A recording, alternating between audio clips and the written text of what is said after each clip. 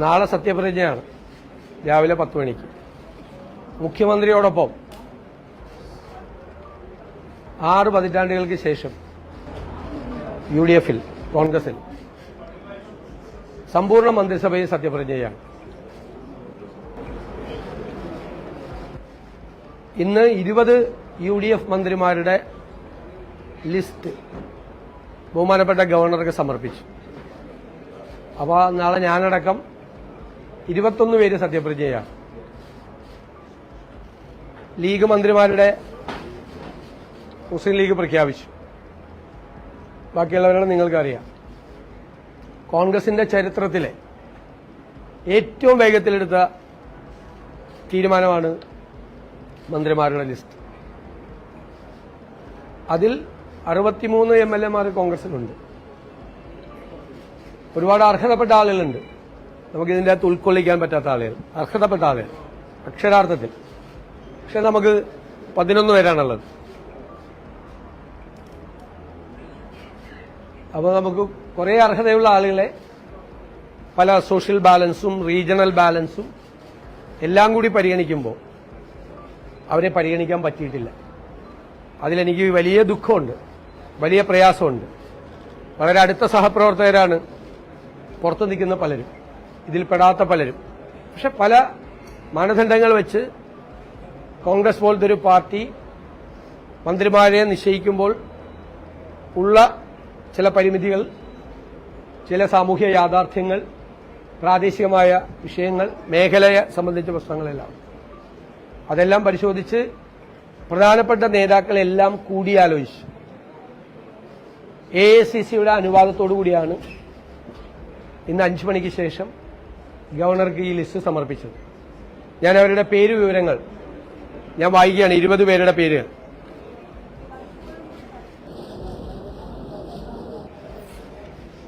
Shri PK Kunhalikutty, Shri Ramesh Chennithala, Shri Sunny Joseph, Shri K Muraleedharan, Shri Mons Joseph, TP John, Shri AP Anilkumar, Shri N Shamsuddin, Shri PC Viswanath, Shri Roji M John, Shrimati Bindu Krishna, Shri M Liju, Shri KM Shaji, Shri PK Basheer, Shri VE Abdul Gafoor, Shri T Siddique, Shrimati KA തുളസി.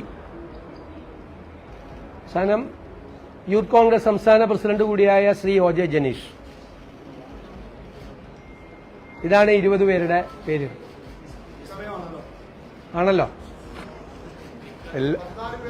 Speaker Shri Thiruvanchoor Radhakrishnan.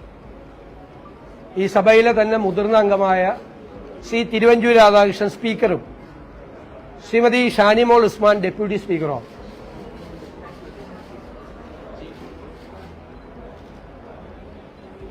Chief whip അത് കേരള കോൺഗ്രസിനാണ്. അദ്ദേഹം Shri PJ Joseph sir അത് പ്രഖ്യാപിക്കും.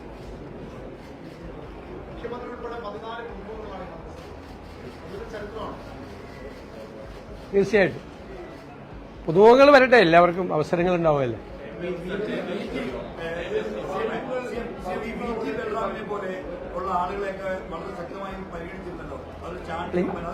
ഞാൻ പറഞ്ഞല്ലോ, ഇതിന്റെ അകത്ത് വരേണ്ട, ചിലപ്പോൾ ഇതിൽ വന്ന പലരേക്കാളും അർഹതയുള്ള ആളുകളുണ്ട് പുറത്ത്. പക്ഷേ നമ്മൾ നോക്കുമ്പോൾ നമുക്കറിയാലോ, ഒരു പാർട്ടി ഇത് നിശ്ചയിക്കും. കോൺഗ്രസ് പോലത്തെ ഒരു പാർട്ടി തീരുമാനങ്ങൾ എടുക്കുമ്പോൾ സോഷ്യൽ ബാലൻസ്, റീജിയണൽ ബാലൻസ് ഇതൊക്കെ നോക്കണ്ടേ. അങ്ങനെ നോക്കുമ്പോൾ അർഹതയുള്ള 63 പേര് ജയിച്ചു വന്നിരിക്കുകയാണ്. ചരിത്രത്തിലെ ഏറ്റവും വലിയ വിജയമാണ്. അപ്പൊ അതില് കുറെ ആളുകൾ, എല്ലാവരും അല്ല, കുറച്ചാളുകൾ ഉറപ്പായിട്ട് വരണ്ട. പക്ഷെ 11 ഉള്ളു. 10 ഇതുവരെ ഉണ്ടായിരുന്നത് കോൺഗ്രസിന്, 11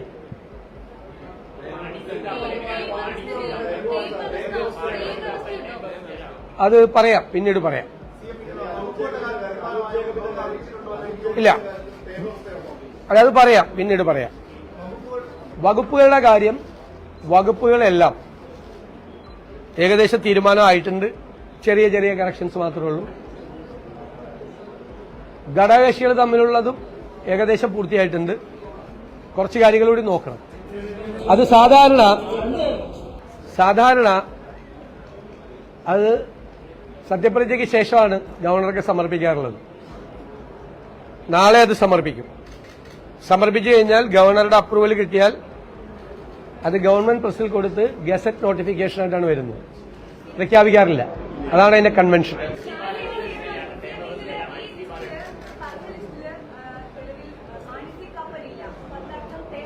അത് പറഞ്ഞല്ലോ, ഞാൻ 3 ചോദ്യം വന്നത്. അപ്പൊ ഞാൻ പറഞ്ഞല്ലോ അത് പിന്നീട് പറയാമെന്ന് പറഞ്ഞു. ചില ധാരണകളുണ്ട്, അത് ഞാൻ പിന്നീട് പറയാം. എന്തെങ്കിലും ഉണ്ടെങ്കിൽ പറയാം, അറിയിക്കാം.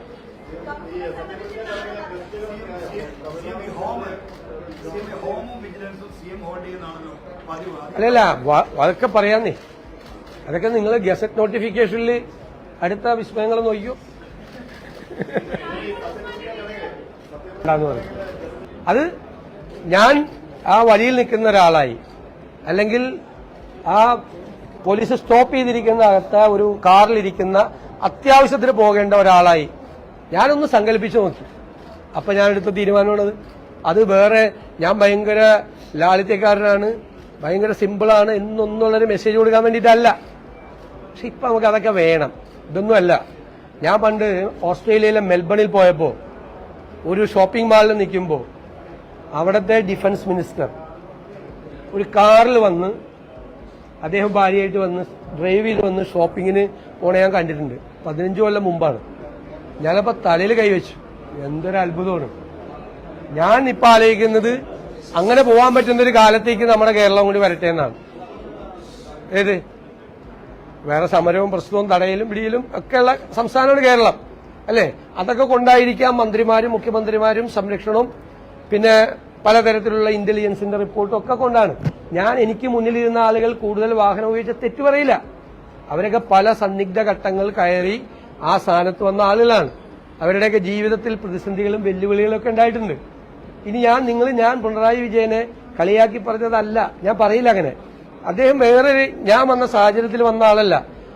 അദ്ദേഹത്തിന്റെ സ്റ്റേച്ചർ അല്ല ഞാൻ മുഖ്യമന്ത്രിയാകുമ്പോൾ എനിക്കുള്ള സ്റ്റേച്ചർ. നമ്മളത് കരുണാകരനോ AK ആന്റണിയോ ഉമ്മൻചാണ്ടിയോ മുഖ്യമന്ത്രിയായിരിക്കുമ്പോൾ അവർക്കുള്ള സ്റ്റേച്ചർ അല്ല എനിക്കുള്ളത്. ഞാൻ ഇതെല്ലാം ആലോചിച്ചിട്ടാണ്. അത് വേറെ തരത്തിൽ അത് വ്യാഖ്യാനിക്കണ്ട. നമ്മൾ നമ്പർ ഇറക്കുകയാണെന്നോ അല്ല, വേണ്ട. അത് നമ്പർ 2 ദിവസം നിൽക്കുള്ളൂ, അല്ലേ? അതല്ല. അതുകൊണ്ടാണ് ഞാൻ ആലോചിച്ച് ഉറച്ച തീരുമാനം പണ്ട് എന്റെ മനസ്സിലുണ്ടായിട്ടുണ്ട്. മുഖ്യമന്ത്രി ആവുമ്പോ അങ്ങനെ ചെയ്യണമെന്നല്ല.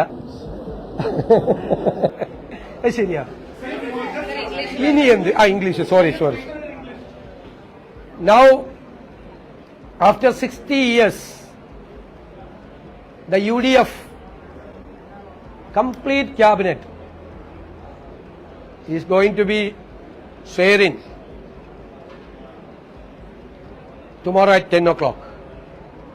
After 60 years, the complete cabinet. And we have discussed with the coalition partners. We have interacted with all the Congress leaders within the party. And we are very much delighted to say that we have completed the entire process within 24 hours, which is the fastest one in the history of Kerala. This is because even after the election, the team UDF is team UDF itself. The leaders are respecting each other. But I know that Congress is having 11 cabinet ministers. We have 63 MLAs. There are so many persons now not in the cabinet. Those who are more eligible than many others. But unfortunately, we have to consider the social balance, the regional balance, and women representation, the Dalit representation, many things. So we are not able to include all the eligible persons in the cabinet. We have included 2 members from the SC community. There are 2 women in the cabinet, 1 deputy speaker also. 3 women are accommodated in this case. We have done our maximum. So I expect all of that support from the media side also.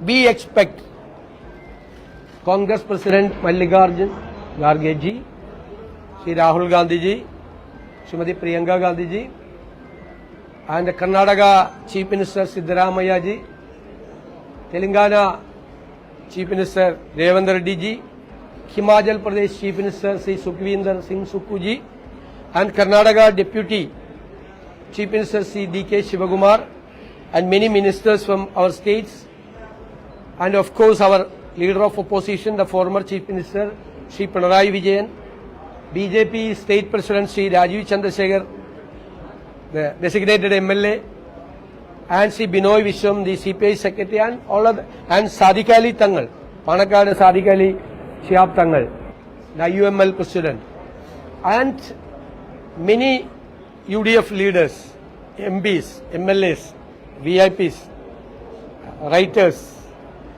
cultural leaders. No, we have discussed with the AICC, then we told them to discuss with, then take a decision. I don't have anything to explain. There's Tamil Nadu Chief Minister. No, now there is no information that he will be coming. Allocation of departments. The portfolios, we are discussing, the final discussions are going on. As per the convention, tomorrow we have to submit the portfolios to the Honorable Governor. After getting approval from the Honorable Governor, it will be a gazette notification. Okay, thank you.